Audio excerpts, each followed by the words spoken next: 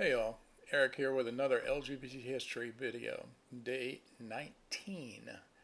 Today I'm spotlighting two of the first organizations for LGBT for lesbian and gays created back in the 1950s, which I could say are precursors to most of the organizations that we have today.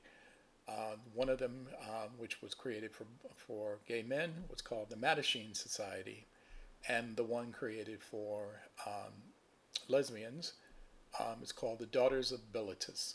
And while we dive in and talk about these, I will show you two pictures. The top picture is of the group of the original founders of the Mattachine Society. And based on you looking at the picture, in the upper left hand corner is Hal Hay. I'll correct myself in the when I start reading, but I believe that's his name, Hal Hay. In the upper left-hand corner, he is the founder of the Mattachine Society, and the picture below that is a group of people, mainly women, who were part of the publishing of a newsletter or news review called Lesbian um, Women and Lesbian Review. That was actually created by the Daughters of Bilitis. So we'll dive in there. So then there are the pictures, and as I was saying, this is Hal Head, the founder of the Mattachine Society. The two founders of the Daughters of Bilitis are not pictured in this picture, and there aren't any that I could find pictures of those two, but I'll be talking about the founders in just a moment. But let's start. Let's start with the Mattachine Society. So the Mattachine Society was founded in 1950, and it was an early national gay rights organization in the United States, preceded by several covert open organizations such as Chicago Society for Human Rights. Communist and labor activist Harry Hay, and there's my correction, I called him Hal Hay, but his name is Harry Hay, formed the group with a collection of male friends in Los Angeles to protect and improve the rights of gay men. Branches formed in other cities, and by 1961, some 11 years after the founding of the original Mattachine Society, the society had splintered into regional groups. The beginning of the gay rights protest, At the beginning of the gay rights protest, news of Cuban prison work camps for homosexuals inspired the Mattachine Society to organize protests at the United Nations and the White House. Harry came up with the name the Mattachine Society at the suggestion of James Gruber, who was inspired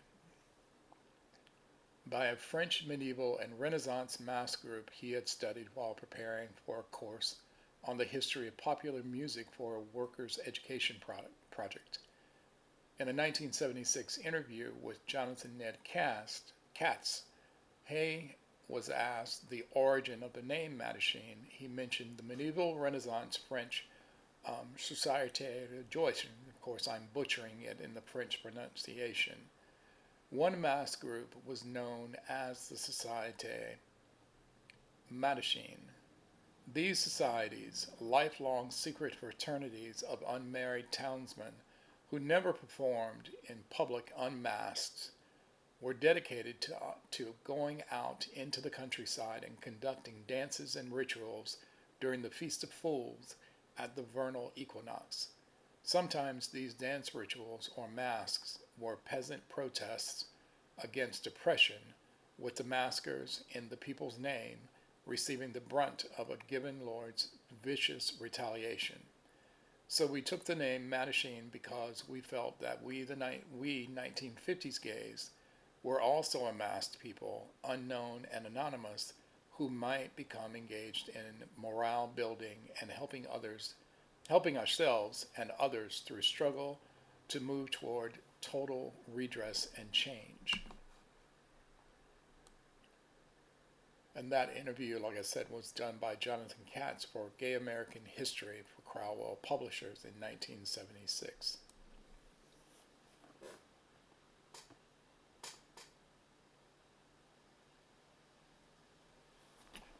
Now, for the foundation of the Mattachine Society, Hay conceived the idea of a gay activist group in 1948. After signing a petition for Progressive Party presidential candidate Henry A. Wallace, Hayes spoke with other gay men at a party about forming a gay support organization for him called Bachelors of Wallace. Encouraged by the response he received, Hay wrote the organizing principles that night, a document he referred to as the Call. However, the men who had been interested at the party were less than enthusiastic the following morning.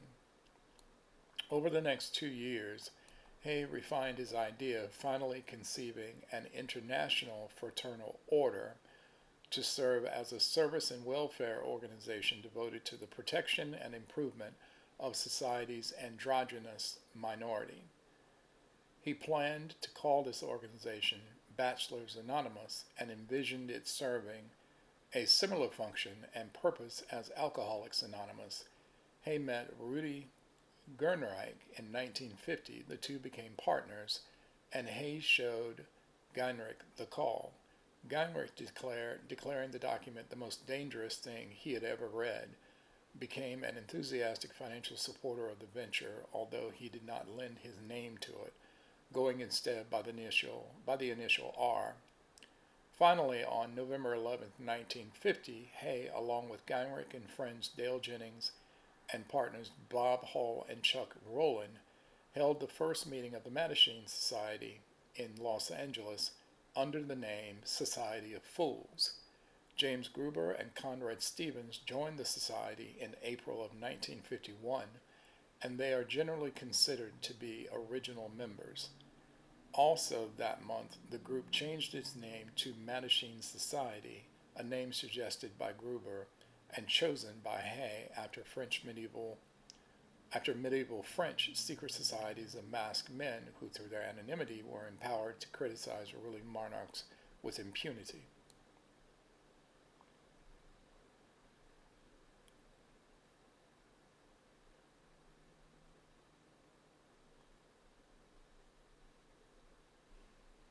Now we'll move on to the Daughters of Bilitis.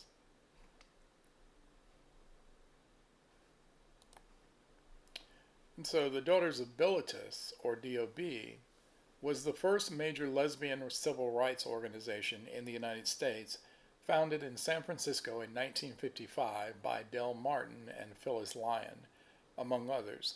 Initially, a secret social club, it evolved to provide a safe space for lesbians and to educate the public, with goals including combating prejudice and advocating for civil rights. The group also launched the first lesbian magazine called The Ladder in 1956, which provided crucial advice and articles for the community. The DOB was founded in San Francisco again in October of 1955 by 8 women, including Del Martin and Phyllis Lyon, as a reaction to police raids on bars and the oppressive anti-homosexual climate of the McCarthy era. It began as a secret social club to provide an alternative space for lesbians to meet and socialize safely. The group's focus quickly expanded to include activism, public education, and the fight against prejudice and discrimination. The name Daughters of Bilitis was chosen from the fictional lesbian character Bilitis in the French poet Pierre Louis' work Songs of Bilitis. The founders chose it for its obscurity, allowing them to say it was a poetry club if asked. Other than the creation of the Ladder magazine in 1956, the organization grew to include over a dozen chapters across the country and actively participated in demonstrations and picketing to advocate for lesbian rights. The DOB participated in psychological studies to challenge the view of homosexuality as an illness. One survey of mental health professionals helped influence the American Psychiatric Association to remove homosexuality from its list of mental disorders in 1973. And I learned about that when I was in school, but I did not know that the Daughters of Bilitis were instrumental in helping the American Psychiatric Association understand that homosexuality was not a mental disorder.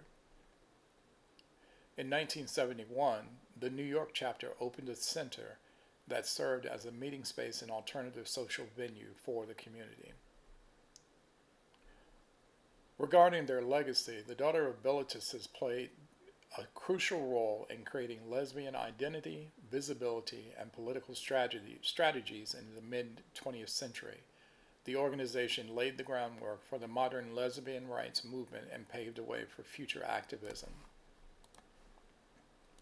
So with these two organizations, the Mattachine Society and the Daughters of Bilitis, and while there were organizations that were secret before them, the Mattachine Society and the Daughters of Bilitis are given credit as, you could say, the parents of future organizations that sprung up and have sustained themselves. The Mattachine Society went on to have other chapters spread across the United States. There were other organizations that affiliated themselves with the Mattachine Society. And in 2011, a new Mattachine Society was created in Washington, D.C. Most of this information, you can simply Google it and find the information. But a couple of things I will link in the description of this video.